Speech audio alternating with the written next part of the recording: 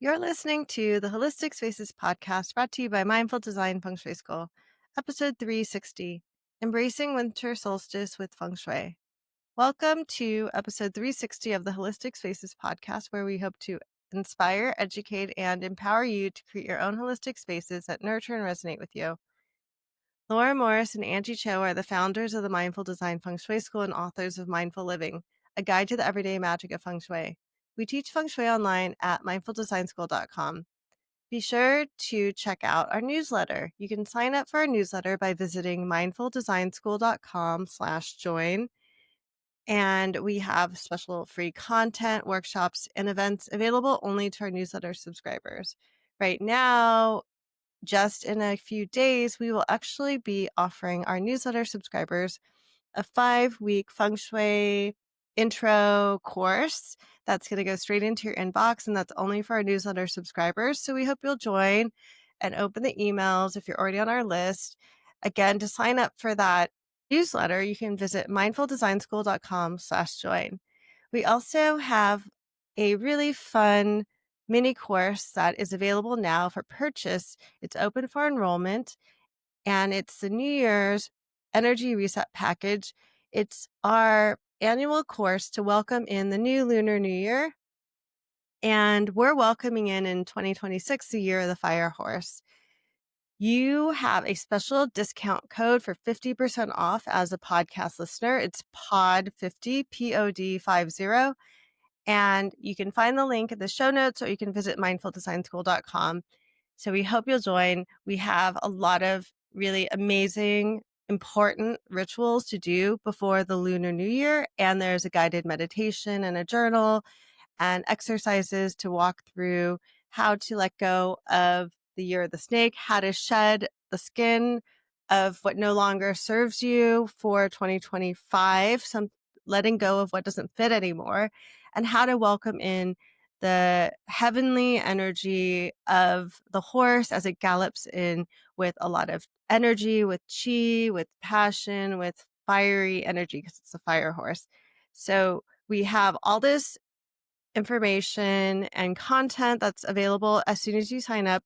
Plus, you get a 12 zodiac animal list of all the lucky dates and the be careful dates for each zodiac animal for the entire year of the horse. Plus, you also get an invitation to our annual Lunar New Year gathering to celebrate and talk about what you could do feng shui wise. And we do a wealth ritual together, and we do a personal chi clearing ritual together that we do every year. So there's a lot of people that come every year. We hope to see you again. And we are always happy to see new friends. We hope you'll join. That's the New Year's Reset Package to welcome the energy of the fire horse in 2026. It's available with a special discount code for our podcast subscribers. That's 50% off, POD50, POD50. And it's available at mindfuldesignschool.com. Well, happy winter solstice to everyone. It is almost upon us. It is almost nigh. The winter solstice is, I have to say, it's one of my favorite times. It's also marked in the Chinese solar calendar with its old solar term. And it is the shortest day and the longest night of the year. So from this point forward, there will be every day moments, minutes, fractions of time, extra sunshine each day, so that it's going to slowly build and peak again in the summer solstice, right? In 6 months' time. So when we can experience that longest, darkest night, it can be a really peaceful time, a meditative time that we can use to tap into many things. One is just leaning into the fact that we're now going to be hibernating. You know, we are still got a long way to go until springtime. And so it's sort of embracing that. But it's also that peak time around then is really a great time to start tapping into also your own intuition, your own wisdom, right? Because it's this deep, wintry, watery energy. And of course, Angie mentioned that we're going to celebrate and honor this together while you listen to this podcast, but also we are offering you that special course for our newsletter subscribers. So definitely it's going to kick off for the weekend, for the winter solstice weekend, and then we're going to continue to do it every 5 weeks. And then we're going to wrap it up with a live session in January. So definitely keep your eye on your inbox starting December the 19th for that. So Angie, do you want to just give a little disclaimer? Well, we also want to acknowledge that Laura and I talk mostly about Feng Shui and seasonal things based on where we live, which is the Northern Hemisphere. So if you're in the Southern Hemisphere, it's flipped. So you'll be celebrating summer solstice, while in the Northern Hemisphere, we're celebrating winter solstice. But the free course can be used any time of year. It's a great time to shift your chi. And if you are in the Southern Hemisphere, feel free to check out our many, many podcasts about summer solstice. So, what is winter solstice? So, well, there's lots of historical and cultural significances around it. For thousands of years, shaman, wise men and women, elders, all different cultures, geomancers observed celestial patterns. I mean, this is how they determined. I mean, they didn't have the technology that we had. And so tracking the patterns, the lengths of the days and the nights, the cosmos, these celestial patterns was how they basically diarized, figured out what is coming. And the same thing would happen every year. So tracking the movement of the sun, the moon, and the daylight length really was a way for them to plan everything. But it also, if you think about it, what it must have been like to know that, hey, at this particular point when it becomes the darkest, then over the next week or so or weeks, it starts to become brighter. I mean, really, when you just think of that in a concept, it's very powerful, right? It's this idea that in midwinter, something shifts. In midwinter, there is a rebirth. And so the imagery, the symbolism, the objects that are used around this time, a lot of it has to do with fire, light, sun. Most cultures have some use of fire, bonfires. I know in Italy, there's different celebrations where they're lighting large piles and bonfires. There's a real celebration of this fire, of this rebirth, of this return to light. Often it can be attached to suns, the sun itself, to gods, to different personages and deities.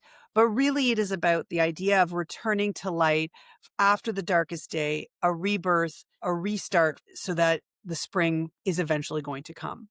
And the heart of solstice is this hope after darkness, right? It can get leading up toward the solstice, it's dark, especially I know where I live, sometimes it can be dark at 4:30 or 5 o'clock in the evening.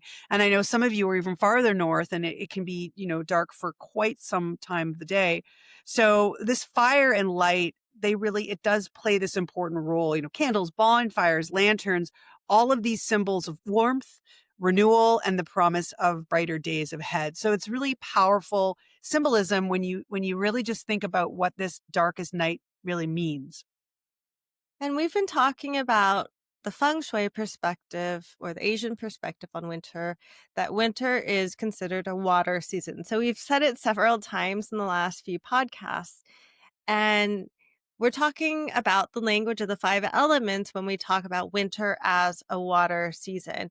And if you're curious, the other elements or the other seasons, so what they're connected to. So after winter is spring. Spring is connected to the wood element. And then after spring is summer, and summer is the fire element. And then autumn is the metal element. And earth can happen between summer and fall. That's one way of looking at it. There's a little micro season or a mini season in between, not a micro season, but there's that in between season between summer and fall that's considered earth, almost like that second summer that many people experience, especially we feel it like in New York and where Laura lives, to Canada, I'm sure in Italy too, right? And also earth is considered the element that comes between seasons as well, the transition. So, back to water. So, water represents stillness, reflection, deep wisdom, and it's a time to rest. And it's time to look inward and to flow with what is rather than pushing against the current. And I think that's a really good reminder. And we're talking about that a lot at this time because I think our lifestyles now, our modern lifestyles, really don't support that kind of thinking or that kind of lifestyle that we are often pushing. We're pushed to be more fiery, we're pushed to grow, and metal and water are two of the elements that aren't always emphasized. And when we think about water, though, water is so important to us. We need water to thrive. So similarly, we need this time to rest. We need to go with the flow instead of against the current. And then when we think about a still lake, we can stop and reflect. When the lake is still, we can see a clearer reflection of ourselves rather than when there's lots of waves happening, which distorts our ability to see what we can see within ourselves. So, this is the time to have that still lake to look within ourselves. And because this is a water season, that means there's an abundance of water. So sometimes we want to also balance it with a little bit of the other elements, especially when it starts to become overly watery. So, for instance, if things are starting to feel more heavy, because water, when there's a lot of water, it's quite heavy. Imagine carrying many, many heavy containers of water. And then water over time becomes very cold and it becomes stagnant. So if you imagine a large bowl of water that's sitting out over time, or a large body of water like a lake that doesn't have a lot of circulation or movement, that becomes stagnant. Or you wouldn't want to drink, like if there was a bowl of water that was sitting out for like a week, you probably wouldn't want to drink it. So those are kind of really, common sense ways to look at like what is my experience of water? And we invite you to explore that as well. So back to this idea of the five elements, because we have this abundance of water at this time, we want to embrace that water, but we also want to make sure that it's in balance as well. So we went into a really detailed review of this in last week's podcast about winter decorating, but we also wanted to give something very special this week that would be a ritual for or energy balancing tips for the winter solstice, especially. Yeah, so we thought we'd each pick one. So here are our two, I don't know if favorite's the best word, but two accessible ways in midwinter to balance some of this water chi. So you can balance the water chi with fire energy, especially on the winter solstice. We invite you on or around the winter solstice to find a time in the evening and turn out all the lights in your home. Turn out every single light and allow there to be darkness. And I know most of us live in cities where there isn't darkness, but allow some opportunity, because how often do we allow ourselves complete darkness?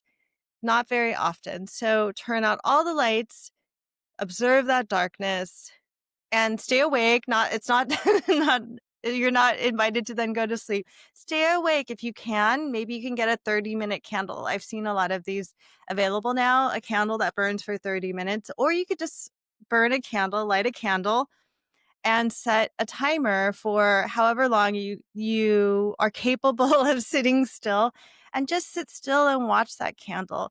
And it's very powerful to do this during the winter solstice at the darkest time. Even maybe spend the day without turning on any lights and see how that feels.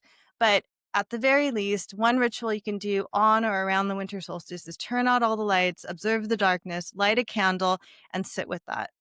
And another way to balance during this midwinter, this solstice time, is to make space for gathering and for celebration. So, actually, this act of gathering is representative of the earth. element, really. It's this coming together, this community, this nurturing, feeding, maybe having food, celebrations. It's very much a way to support you with others. And so what that means is you might have to literally make space in your home. So in order to invite others in, you need to make sure that there's a place for them. You could simply do this by decluttering your entryway. So you could clear out any of that. I like to call it transitional clutter, which is things like piles of shoes and coats and bags. And this time of year becomes that dumping ground if you're in a cold climate. So you don't have to keep it all the time, but if you want to invite this gathering, try to clear it away.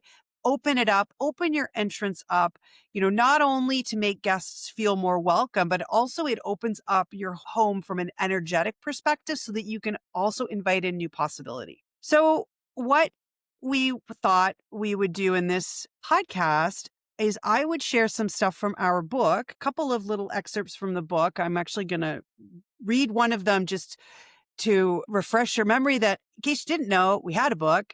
We still have a book, Mindful Living. And in that book, we go through each of the months. And this is the passage from December.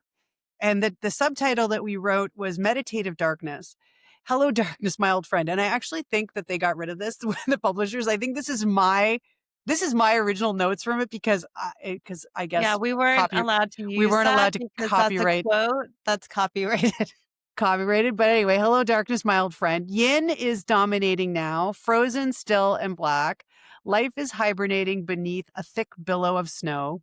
The water element has a hidden and inward focus that offers restful and hushed serenity. This month is an opportunity to explore your unseen intuitive side. So I think that really does sum up the energy of the entire month, but it really does peak during this midwinter celebration during this solstice time. So let's close our, winter solstice gathering here, listening session with the celebration of the winter solstice using and creating your own winter cauldron. So there is a ritual in our book. There's one for each of the 4 seasons. And the one for winter is called the winter cauldron, and it's the alchemy of the hearth. And this is something that I have been doing for years and years. And I feel like now everyone's doing it, but I love doing this. And I do it I've done it in both Italy and in Canada with different materials. And it's been quite amazing to do them in both places because I like to spend the time to gather the materials that work best. So you're going to celebrate the winter by creating your own modern cauldron. And it's a fragrant simmering pot to warm your home's energy and to lift the spirit. So across cultures, as I mentioned, the fire and the hearth. So fire was really important, but the idea of the hearth has long symbolized this comfort, health, abundance. Abundance, as we know, the stove is connected to abundance in Feng Shui. So it's actually it's universal, this coming together around the hearth. So our modern hearth is the stove. It's a place where it's warmth, nourishment, connection comes together. You gather, you cook, you share light during this darkest season. And the hearth also represents the ability to do alchemy, to create, to transform, to take simple ingredients and to create something greater. And in the cauldron, we offer what we have. Okay, so what you're able to bring to your cauldron, and with heat and with intention, and you transform it into this nourishment and magic, right? And it really allows each of us to have these little moments of magic, which is why I really love it, connected to the season. So what are you going to need? You're going to need a cauldron, which is really like a medium-sized pot. You're going to be placing it on your stove or your hot plate or whatever you have. You're going to, again, choose things that are accessible to you, that are whatever that means. Oranges, tangerines are pretty important part of it. So hopefully you can go to some type of grocery store and gather maybe 3 oranges or tangerines or clementines, something like that. If you absolutely don't have anything like that and don't want to, you can use an orange essence or something, or maybe, essential oil. But having those oranges is really lovely. It brings in the yang qi, the yang energy. And then you're going to want to bring in a handful of warming botanicals, or botanicals that really resonate with you. So I typically do in Canada, I do cinnamon sticks and cloves and star anise and sort of these really spicy kind of ones that I'm able to get my hands on. But in Italy, I actually do rosemary and lavender and bay leaves because they are actually just out of my garden. Because in December in Italy, things aren't covered with snow. So I've made that. And I've actually used lemons from my lemon tree as well. So again, it's about creating this really life affirming smelling, scent that is going to waft through the whole home and warm the home and shift the chi with scent, right? And steam. It's really simple. I mean, you're going to put the water on the stove. You're going to slice your oranges or your lemons with the peel. I like to try to get them into 9 pieces, each of them, just to add that 9 in there. You're going to add in your chosen spices and your botanicals, and then you're just going to slowly heat it and simmer it, stirring it while you set an intention. You can speak it, you can sing it, you can silently hold your wishes, whatever resonates to you, and then continue to let it simmer very, very low so that the scent will permeate, so go travel through your entire home. And there's just something really powerful about using scent, vapor, steam. I mean, another version of that is smoke, which we don't want. We're not doing smoke here, but smoke can sometimes be a bit strong and a bit powerful. So steam is a really lovely way to try to bring scent and to transform the chi. And as your potion steams, just visualize the fragrance carrying your intentions throughout the home, filling it with joy, balancing out all that cold, watery energy and that, this warmth is moving through. And again, you can do this in time with the winter solstice to celebrate this renewal, right? This rebirth, this starting of the yang energy to increase. So it's a nice way to visualize and to do something, tactile at this time as well. So we hope all of you have a really peaceful and delightful, as well as an introspective winter solstice. And we will see you in the next episode. Thank you so much for listening to our podcast, the Holistic Spaces podcast. You can tune in every Monday for a new podcast episode. We hope you will sign up for our newsletter list at mindfuldesignschool.com/join to take advantage of our free Feng Shui course that will be going straight into your inbox starting this week. It's a 5-week course that culminates in a free live gathering that's only available to our newsletter subscribers. You can also check out our New Year's Reset program so we can celebrate and do a lot of rituals together to invite in the chi of the wood horse, as well as you can get all the lucky dates, the lucky astrological Chinese zodiac dates for your zodiac animal, and so much more, lots of rituals. So we hope you'll join us for one of those courses. Thank you so much for listening, and we'll see you next week.